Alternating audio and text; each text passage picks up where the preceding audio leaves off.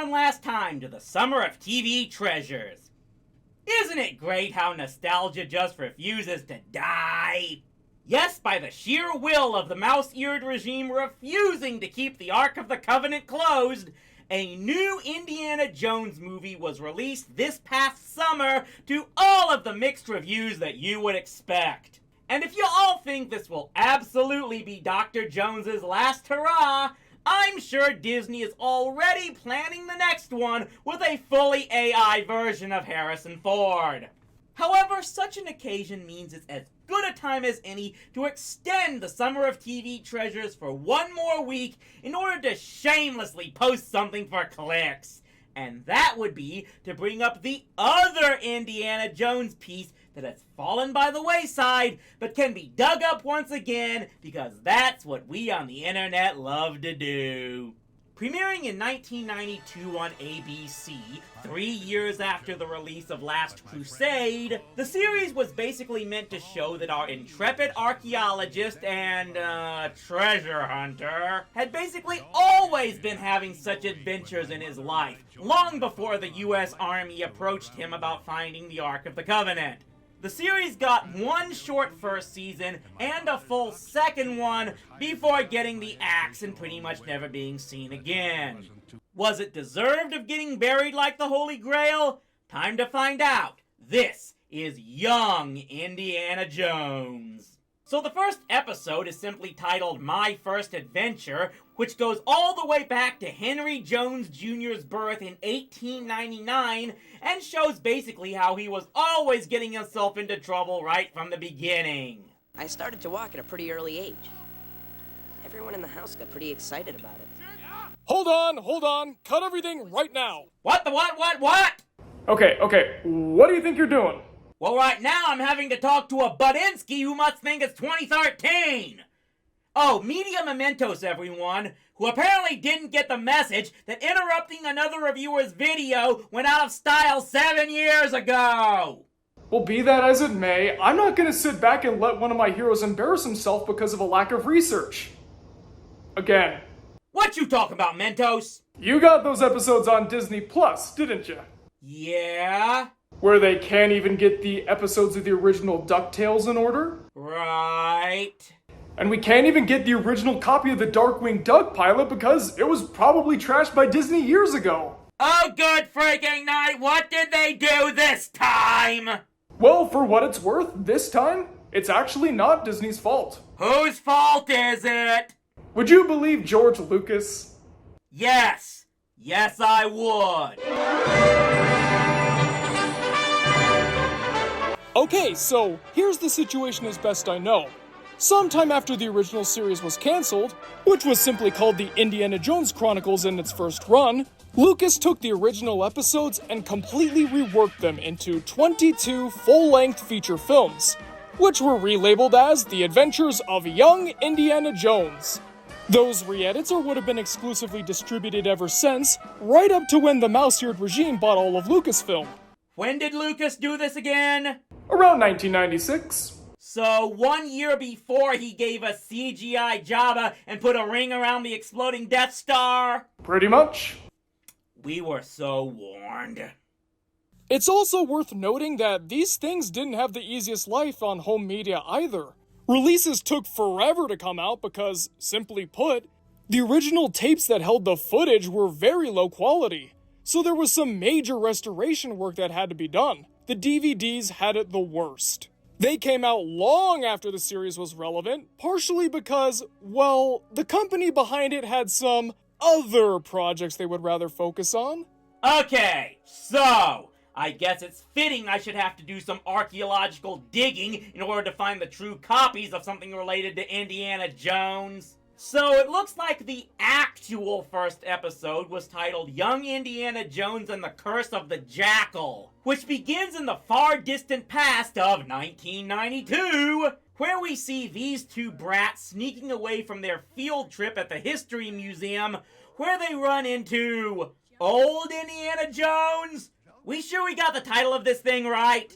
Anyway, the old coot proceeds to tell these punks about how when he was a kid and his dad Henry Jones Sr. took the whole family on some major trip around the world and, well, hijinks ensue as one would expect. It's actually a two-part story that starts with young Indy meeting famed archaeologist T.E. Lawrence in Egypt and having to stop a bandit named Demetrios, who Indy runs into again 8 years later in Mexico. Of course, the jackal headpiece that Demetrios was after, it ends up in a museum, thus starting Indiana Jones's lifetime mission of making sure treasures are locked behind glass. If there is one credit I will give the original pilot, it's that it does have an actual title. Almost all of the other original episodes, they were only titled by the date and location they took place in. Jeez, and I thought Friends was lazy with all their The One With crap. Subsequent episodes alternate between Indy's time as a young boy around 1908 and his teenage years around 1916 to 17. Though as the series goes on, they begin to focus more on those teenage years. In fact, early in the second season, we get a two-parter where Indy gets thrown into the middle of the First World War and he gets taken prisoner by the Germans along with Charles de Gaulle. And get used to that, because if there is anything this series is infamous for, it's shoehorning in every single historically famous figure from the early 20th century and revealing Indiana was acquainted with them. Eliot Ness, Thomas Edison, Vladimir Lenin, George Gershwin, Sigmund Freud. And we even have multiple episodes with Pablo Picasso and Ernest Hemingway. Norman, it's good to see you again. How is the painting coming along, huh? No, Norman Rockwell was another kid. I'm Indiana Jones. Ah, well, we can't all be talented. It's like George Lucas marathon watched Quantum Leap and said, "Challenge accepted." The settings of the episodes are made pretty accurate for the most part. Lucas did assemble a decent production staff. Heck, at least one episode was directed by Joe Johnston, as in the director of the Rocketeer movie and the first two Captain America movies. Guy has a niche for making films set in the early 20th century, I give him that. One of the biggest things to highlight here is that, for the most part, TV shows didn't really put this much effort into making something this big. Oh sure, there were some shows that pushed boundaries like the original Star Trek or Battlestar Galactica, but those were mostly science fiction shows. That was pretty standard for the genre. This was a combination of adventure and edutainment. Nowadays, spectacles are commonplace, you know? At home, we can see any new Star Wars show or Marvel show whenever we like. But for them to go this all out at the time is really something special. Especially considering that this was a TV show with a TV budget, and therefore couldn't rely on primitive CG for its effects. This needed George Lucas on the project. Only someone like him could have done this week after week. I mean, come on. Who else could have done it? Elaine May or John Should Be Behind Bars Chris Falusi? I don't think so. Losing focus! My favorite episode just might be from Princeton, February 1916. So Indy has to help recover Thomas Edison's plans for an electric car that was stolen by a subordinate who wanted credit for doing all the work. And yeah, there's a whole lot of talk about Edison's invention putting the oil industry out of business before the First World War even ended. And people thought Lucas was injecting politics with Revenge of the Sith. Of course, you also might want to check out The Mystery of the Blues. Not only is it the one episode to have Harrison Ford come back in his role of Indiana Jones, but it's also got Keith David. I mean, you can't go wrong with that, can you? Wait a minute, is that Jane Krakowski that Indy is getting charming with? Yeah, maybe. I sound okay? Yeah, I'm hoping to get into sketch comedy one day myself. This is something else you'll have to get used to, because of course they must make Indiana the ultimate ladies' man throughout the series, even before he hits puberty. The show reveals that his first crush, when he was 9 years old, was actually the daughter of Archduke Franz Ferdinand. Could this thing get even more crazy? Well, we could always have the final episode feature a revived Vlad the Impaler. I don't like to drink on an empty stomach. That was impolite. Doc, when is my next Crazy Pills refill due again? I guess we've got to address the elephant in the room now. And no, I'm not talking about the documentary series this spawned. The what? Okay, so, funny story on that one. Let me get my edumacation glasses here so I look like I know what I'm talking about. To coincide with the production of Young Indiana Jones, what the producers also had put into production were a series of documentary films based around characters that Indy met, locations that he visited, or even some of the artifacts he hunted. They were big on History Channel for a while and even made it into some schools. And would you believe that there were more of these documentaries than episodes of the real show? How many more? There are 28 episodes of Young Indiana Jones and 94 documentaries. Okay, everyone complaining about Disney bleeding the MCU dry can now officially shut up.